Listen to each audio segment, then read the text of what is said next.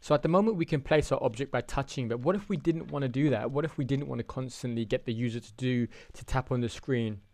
Let's try a different way now. Let's try creating a way where the user doesn't have to tap on the screen necessarily to see where they want to place the object.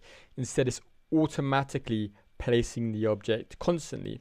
So what I'm going to do is I'm going to open up this place on plane script. I'm going to copy it because it's useful. I'm going to copy the inside of the code, and then what I'm going to do is I'm going to remove it from this AR session origin, because this is just regular code that I don't need at the moment, right? This is not, we're going to change it now. So I'm going to create a new script, and I'm going to call it auto place item. And this is going to do similar stuff to the other one, except it's going to automatically place the item. So if I took this code, I can now paste it in here. And I might need a few of the things at the top of this as well, some of the libraries that's calling, so I'll call those as well. I'll just take all of this. All right, so now we've got our auto place item script that has, inside of it, has exactly the same as the place on plane script, except it's got its own name now for its own class, right? So we need to change a lot of this. Now a lot of this we don't really need actually. So I'm going to get rid of this. I'm going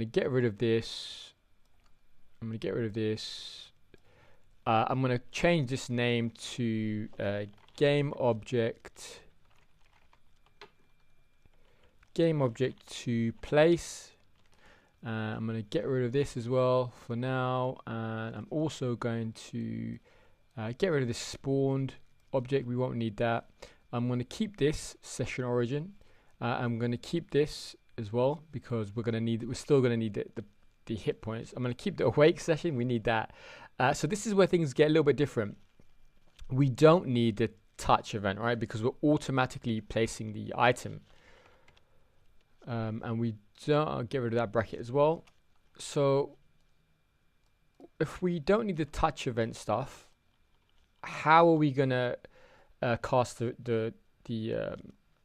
what's the ray cast going to be based off of if it's not the touch? Well, it's going to be based off of the camera, right? So if I type in camera.main, now camera.main is a reference to our main camera. Our main camera has this tag main camera, so when it has the tag main camera, it automatically pulls it out. If there's one camera that has that, you can't have multiple cameras because it won't know which one you're talking about. But since there's only one camera, it knows which one we're talking about. So now I can do viewpoint to ray, and I can put in a new vector 3. And what this is going to do is this is going to look at the camera viewpoint, which I'll kind of explain to you in a second. And it's going to look for the middle of the X and the middle of the Y, and nothing for the Z axis. So if we go to our camera, this is what our camera can see. It's going to look for halfway of the X axis and halfway of the Y axis. It's not going to go forwards or backwards, which is the Z axis. So it's just going to start the raycast at the exact middle point of our camera. So we're going to shoot a raycast at the middle. So wherever the person's pointing their phone is where the raycast is going to be, as opposed to what we had before, which was the raycast being created where they tapped on the screen or they touched the screen, right? So this is all good. We don't need this now. Instead, what we're going to do is we're going to do game object to place dot transform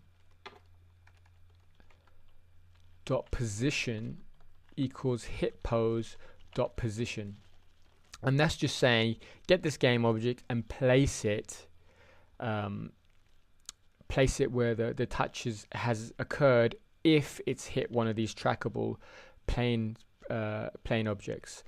and that's it. If it doesn't hit a track plane object, it won't do anything with the game object. It will just remain in its last position, right? So if we look back at our game, the game object that it's referring to here is empty. So what we need to do is we need to put a game object there.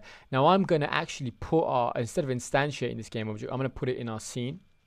And I'm also going to, I don't want it to be visible at the start of the game. So what I'm going to do is I'm going to put it, I'm going to set it to active is false, so it's not visible now. And I'm also going to make sure that I've placed that in our autoplay script. And so then I'm also going to make sure that that game object is visible as well. So we only want to switch it on at that point. Set active, don't know what happened there. Set active true, right? So as soon as it hits the raycast from the center of the camera, so wherever the user's pointing, it hits a tracked point. It will move that game object to that position, and then it will set it to true. Right now, we don't necessarily need to do that all the time. So what I'm also going to do is I'm going to do if game object to place dot active, if not active, then set it to active. Otherwise, we don't need to set it to active if it's already active, right? That's unnecessarily. That's a bit unnecessary. So let's go back to the code, and let's try this out on a device now and see what it looks like. Now it says unit your game object that is obsolete. Use game object set active here. So we could update our code here. .active self. So let's try changing that to make it. There you go. Just make it. So you can see the active is depreciate. So let's do active self. This is exactly the same thing. It's just that Unity is not using .active anymore. So let's make sure we use the latest code that we can. All right. So that should work. And let's see what happens. And I'm going to just check that the session origin, okay, so it's removed it. If you might have seen me place it in before, but it looks like it's removed the game object, probably because we changed that .active self code. So it might have sent some issues. It shouldn't really happen, but it's always good to double check that kind of stuff, because it's a real pain to have to face that on the device. All right, so let's save this and let's build it onto device and see what that looks like. Okay, so as you can see, it's found the ground. It's as usual, and it's automatically moving and placing the cube wherever there's a hit. You can also see that it's very jittery as well. It's kind of like jumping around. It's not really as smooth. If I do it slowly like that, it's quite nice and smooth, but as soon as I move like that, it jumps. So we're going to want to fix that in a future tutorial. So let's move on now from this.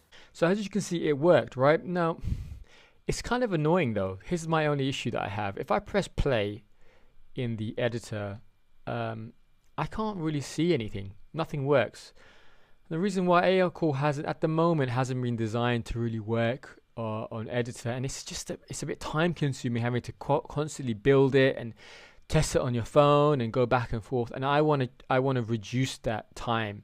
So what I'm going to do now is let's go on to the next tutorial where I'm going to show you how we can test ARCore, basically ARFoundation augmented reality apps inside our editor.